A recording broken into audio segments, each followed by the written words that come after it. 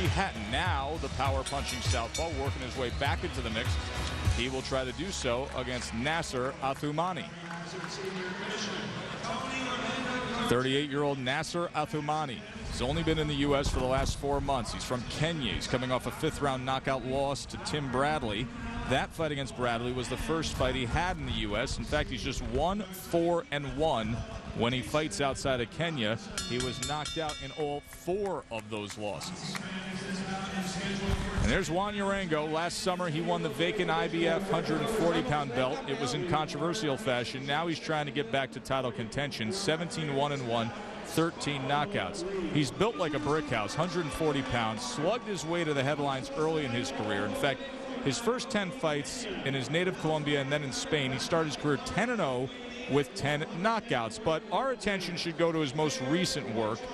It was last June when he claimed that IBF belt, fighting Nofel Ben Rabah in a championship fight on Friday Night Fights. And many, including Teddy and me, well, we thought he actually didn't win the fight. He was the aggressor, but wasn't effective against the slick stylist. Still, he took the decision. It was a close and controversial decision. Then this past January, he fought unbeaten Ricky Hatton in Vegas. Hatton was not in top form, but Juan was unable to really take advantage. He did get to Hatton's body midway through the fight. Still, in the end, Hatton cruised to an easy and somewhat lackluster unanimous decision win. It was the first loss of Urango's career and a real missed opportunity. Of course, that set up Hatton for his mega fight against Castillo. It is a scheduled 10-round fight, and the referee is Sparkle Lee. Sparkle Lee, she's making her national TV debut as a referee. She's been a referee for 7 years, but this is her big moment for Sparkle Obey my to shine. commands. I want a clean fight. Touch gloves. Good luck. Let's go. Sparkle Lee has a twin sister, by the way. Juan Urango has a twin brother.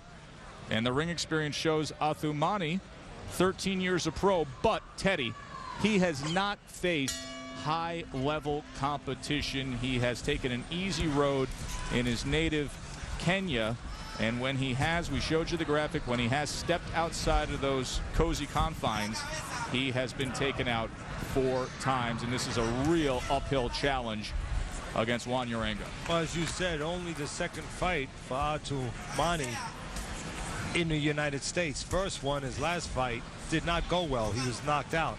And as you said, all his other fights in Africa or in Denmark for Athumani. All 4 losses for Athumani have come by knockout. 2 southpaws in there right now. Not something that you see every day of the week. Urango, it should be said, obviously he has been competitive with the level that Athumani has not been competitive with. Matter of fact, that Athumani has been knocked out by. So it seems to be a night that maybe might be an easy one, or definitely a favorable one for Urango.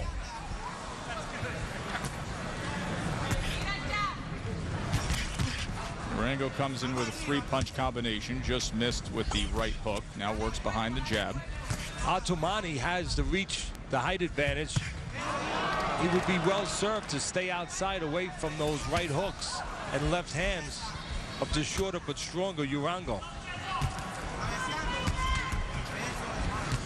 You can see right now where Athumani is going to be caught. I think he's going to be caught. So he got caught there. And right there, as I just was saying, if you could see where he's going to get caught as he pulls back straight up, as stiff as a post, he'll get caught with one of those looping shots. And it'll be a matter of seconds before he's caught with one of those looping shots again. This is where being tall is a detriment, because you stand straight up, you pull straight back, and that's what happens. Looping shots find you. Urango will serve himself to place one to the body now.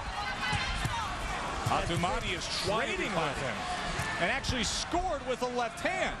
And in fact, Urango stumbles back. He's hurt. What a first round. An amazing round right here and an amazing turn of events. But how often do you see that, Joe? when a guy looks like he's on the verge of a knockout, he's the big favorite going in. Things are going according to plan as they work for Urango. And all of a sudden, he gets a little careless, and the next thing you know, things are not going according to plan.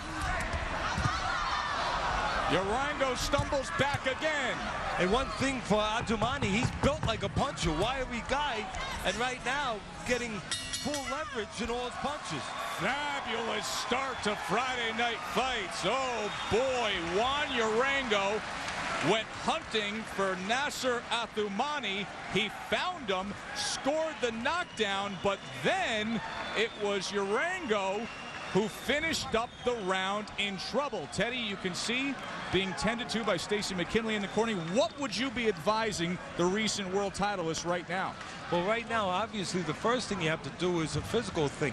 You have to make sure you get cold water on the back of his neck. That seems pretty simple. Obviously, on the top of his head, get his senses back together and let him know why he got caught. He got caught down the middle with some shots. Matter of fact, I'm hearing from the producer that we're going to get a peek right now in the corner, and then hopefully we'll get a peek at the replay of why they have to put ice on the back of the neck of Urango. Right there is Urango scoring the knockout over Athumani. Again, a looping shot as Athumani steps back and stands too tall. But now you can see the power hand, the left hand of the southpaw, the hand that's behind him that he can pivot into, that he's able to deliver and hurt Urango with. So what an interesting opening round here on Friday Night Fights. The recent champ scores the knockdown, but it was Athumani, the underdog, who finishes up the round stronger, and it was Juan Urango who was hurt in the final minute of that first round. Round number 2 scheduled for 10. Back to the jab now for the African native. Straight left hand from Urango. There's a good left hand that sends Athumani back.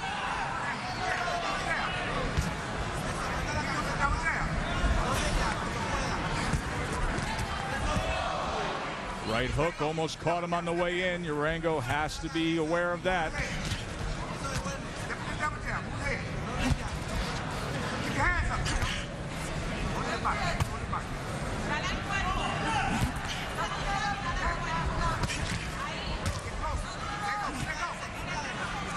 Athumani committing to the jab early on here. Urango, his first fight since that world title loss to Ricky Hatton in January. You could see the opportunities for Athumani on the outside with his natural advantage in physical assets. He's longer, he's taller, he's got that built of a puncher. And from the southpaw position, he can score that straight left hand, the power hand for his southpaw, the hand that he pivots into. He can score it right down the middle with maybe a physically stronger Urango, but Joe, a slow delivered Urango who's a bit predictable. He's always in the same place, and that means you can find them.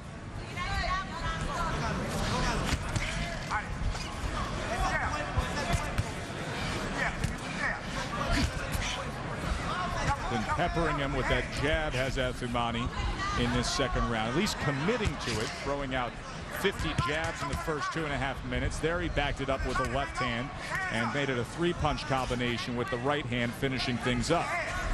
Urango keeps coming forward.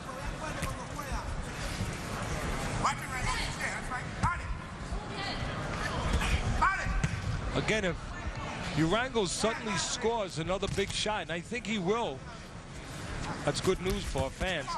It's going to come as Athumani stands straight up. And they trade here at the end of 2. Friday Night Fights in Atlantic City. Joe Tessitore and Teddy Atlas with you ringside. Brian Kenny, Sugar Ray Leonard, Alfonso Gomez in studio tonight. Round number 3 between Nasser Athumani in the white trunks and Juan Urango, the recent world titleist, in the black trunks. And what a good opening first 2 rounds we saw here this week, as in the first round Urango scored the knockdown, but Teddy goes 10-9 because it was Athumani who came on strong and actually had Urango hurt in the final minute of that first round. So a rare 10-9 round with a fighter having scored a knockdown, and then Athumani winning the last round 10-9. So we're all even on Teddy's scorecard. Again, a lot of opportunities for both fighters, quite frankly, for Urango to take advantage of the height of Athumani. When Athumani stands straight up, pulls back straight in that punching pocket, those looping shots, well, they can find them. That's where, again, being tall is a detriment because there's a lot of targets. That's where a tall guy needs to dip a little bit, either get a little bit small on the sides like he did just there, or make sure that he's at the right range, out of the range of Urango. Got a glimpse of that power of Urango early on here in this third round, but Athumani's been hanging tough. And what's good for the goose is good for the gander. There's opportunities for Urango. There's plenty of them you could see for Athumani. He's taller. When he keeps the right distance, he can catch Urango on the way in. And again, he can catch Urango as he comes in slowly and predictably. You know, there's a phenomena that happens every once in a while. Same thing in a football game, same thing in a basketball game. You know, you have one team, or in this case, one fighter who is the big favorite. And it looks that way, like it did early on. Urango scores a knockdown. Hey, I'm on my way to an easy gift here. No problem. And he overlooks him a little bit. He starts to think, hey, this is going to be an easy night. And all of a sudden, bang, it's not an easy night. And you know what? Sometimes it could be hard to change those gears for the favorite to mentally get himself ready for that kind of night. I think that's what Urango's dealing with a little bit here right now. You know, he reads these line by lines on the fighters the same as we do, Joe. He sees that Athumani was knocked out 4 times. He figures, hey, I'm getting a gift present here. And he scores the knockdown early, and then all of a sudden he says, hey, no problem. All of a sudden, there is a problem. We'll talk more about that looking ahead mentality when we return. Good look here from the back row at the Phillips Ballroom upstairs here at Boardwalk Hall in Atlantic City. This was the scene of one of the most brutal TKOs in the history of Friday Night Fights. It's where Antonio Margarito nearly severed the ear of Sebastian Lujan. And here we are now in round number 4 of what's been a very interesting co-feature bout. Nasser Athumani and Juan Urango, who has jumped ahead on Teddy Atlas' scorecard 29-28. But that opening round of 10-9, that's the most deceiving 10-9 you'll ever see on the scorecard. Both men were hurt. Urango scored the knockdown. Athumani finished up stronger, having staggered and stunned Urango in the final minute of that opening stanza. Again, when you see an upset or potential of an upset, you have a potential of an upset right here, obviously. Even though it's still early and I have Urango winning the fight, the guy who's a favorite, former world champion. But there's more than physical components that get involved, Joe, in an upset. Again, no matter what sport, no matter what profession it is, it's the mental aspect. And sometimes it's exactly what a coach warns against. It's the favorite looking ahead and not mentally preparing himself. And right here you see it, not mentally preparing himself for what you should always be prepared for when you step in to any place of competition, especially a place like the squared circle. Nasser Athumani, 13-year veteran southpaw, lives with his manager-trainer Bonnie Canino in Florida. He's done that for the last 4 months. She came over to Africa for a tournament, met up with him, invited him back, and he's been putting forth his pro career here in the U.S., and he feels he is absolutely primed for a big, big evening. He was very confident. Meanwhile, when we met with Juan Urango to talk about this fight, first comment he made was, yeah, an easy fight, but it's an important fight. But just to even call it an easy fight, well, right there is what I'm talking about. That's the phenomena. That's the danger zone that I speak of, is when a fighter starts saying, hey, it's an easy fight. I don't care if it's a football player, a baseball player, a basketball player. I don't care if it's a doctor going into a case in the office or in the operating room.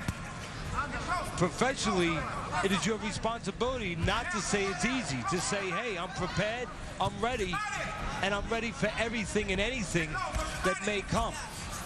He added to that, it's easy because of the preparation he's done, but you got the sense that he was not giving the respect to the 38-year-old Athumani. You know, we always talk about technique here. And it's always an important element, but here's the funny thing. The straight, more technical punches are from Athumani. The looping punches, those kind of punches, the danger punches from Urango. Second knockdown of the evening. Will he beat the count? 9. Huh? You finished? That's it. He didn't want to continue. Did not want to continue. The referee, Sparkle Lee asked him. she did her job. He beat the count barely. His body language was not good. And the referee took it a step further, asked the question, do you want to continue? And it was not a positive answer. Well, it was great while it lasted, but it only lasted 4 rounds. Again, it's a funny thing if you're a fan of technique. The technical punches, the straight punches on the outside with the danger for Urango coming from Athumani. The looping punches with the danger coming from Urango, and in the end was the winning solution for Urango. The knockdown late in round number 4. Again, we said that his being tall would conspire against him. And you can see right there, being tall for Athumani did conspire against him. As he's in that punching area, there he gets low, he gets small, but he becomes tall again. And he becomes tall in the wrong place, in the punching zone. And those looping punches find him. Here's another loop. Look, he gets low, but then he falls out in front of Urango, gets a little tall, and Urango, with those strong looping shots, finds the target. 5-time national champion is native Colombia, who burned it up early in his career, undefeated to a world title win last June before meeting up with Ricky Hatton this past January, and now bounces back here on Friday Night Fights tonight here in Atlantic City. I guess he's watched some of the other sports, football, different things, and he figures this is a nice look here to get on a cell phone and a little Joe Horn action. Do a little Joe Horn action, a little NFL action. Let's make it official by sending up to the ring to generous Joe Antonacci. Boxing fans, the time, 2 minutes and 59 seconds of round number 4. Your referee, Sparkle Lee, calls a halt to the contest. Your winner, by technical knockout, your former IBF World Champion, back on track, Juan, Iron Twins, Urango. You know, Joe, on second thought, you know, that might have been Urango's broker on the phone. He might have said bye. Indeed. Juan Urango, 18th.